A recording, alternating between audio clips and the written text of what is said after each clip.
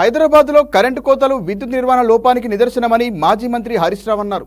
విద్యుత్ సౌధ పక్కనే ఉన్న ఆనంద్ నగర్ మాసబ్ ట్యాంకులో విద్యుత్ లేక ప్రజలు ఇబ్బందులు పడ్డారని ఆయన మండిపడ్డారు.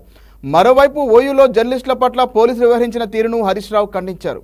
రాష్ట్ర రాజధానిలో కరెంటు కోతలు ఉండడం విద్యుత్ నిర్వహణ లోపానికి నిదర్శనమని ఎమ్మెల్యే హరీష్ రావు ఆరోపించారు.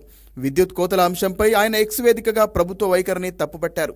విద్యుత్ సౌధ పక్కనే ఉన్న పరిసర ప్రాంతాల్లో కరెంటు లేక ప్రజలు తీవ్ర ఇబ్బందులు పడితే పట్టించుకునేవారే కరువయ్యారని ఆక్షేపించారు. ఇప్పటికైనా నిర్లక్ష్యం వీడి కరెంటు కోతలను అరికట్టేందుకు తగిన చర్యలు తీసుకోవాలని రాష్ట్ర ప్రభుత్వాన్ని హరీష్ రావు కోరారు. అలాగే ఓయూలో డిఎస్సి వాయిదా చేయాలంటూ నిరసన వ్యక్తం చేస్తున్న అభ్యర్థుల దగ్గరకు వెళ్లిన జర్నలిస్టుల పట్ల పోలీసులు వ్యవహరించిన తీరును హరీష్ రావు అభ్యంతరం వ్యక్తం చేశారు. డిఎస్సి అభ్యర్థులు నిరుద్యోగులు డిమాండ్లు పరిష్కరించాలని కోరుతూ నిరసనలు తెలియజేస్తుంటే విధి నిర్వహణలో భాగంగా వార్తలు కవర్ చేయడమే వారు చేసిన తప్ప అని ప్రశ్నించారు. జర్నలిస్టులను అరెస్టు చేయడం, బలవంతంగా పోలీస్ స్టేషన్కు తరలించడం మీడియా హక్కును స్వేచ్ఛను కాలరాయడమేనని హరీష్ రావు ఆగ్రహం వ్యక్తం చేశారు.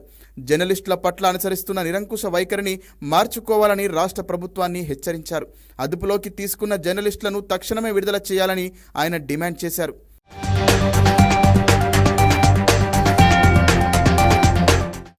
పరీక్షల వాయిదాపై సీఎం రేవంత్ రెడ్డి వ్యాఖ్యలు పరిణితి లేనివని హరీష్ రావు అన్నారు.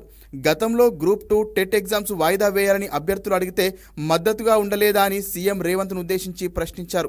అప్పుడు సానుకూలంగా నిర్ణయం తీసుకోవాలని ప్రభుత్వాన్ని డిమాండ్ చేసి ఇప్పుడెందుకు సానుకూలంగా ఆలోచించడం లేదని నిలదీశారు. ప్రతిపక్షంలో ఉన్నప్పుడు ఒక మాట, అధికారంలోకి వచ్చాక మరొక మాటనా అని ఆగ్రహం వ్యక్తం చేశారు. డిఎస్సి వాయిదా వేయాలని కోరితే అడ్డగోలుగా మాట్లాడుతున్నారని ధ్వజమెత్తారు. విద్యార్థులు, నిరుద్యోగుల ఆశయాలతో, జీవితాలతో రాజకీయం చేసి అధికారంలోకి వచ్చాక వారి ఆకాంక్షలను పక్కనబెట్టి నడిరోడ్డున పడేలా చేశారని ఆక్షేపించారు.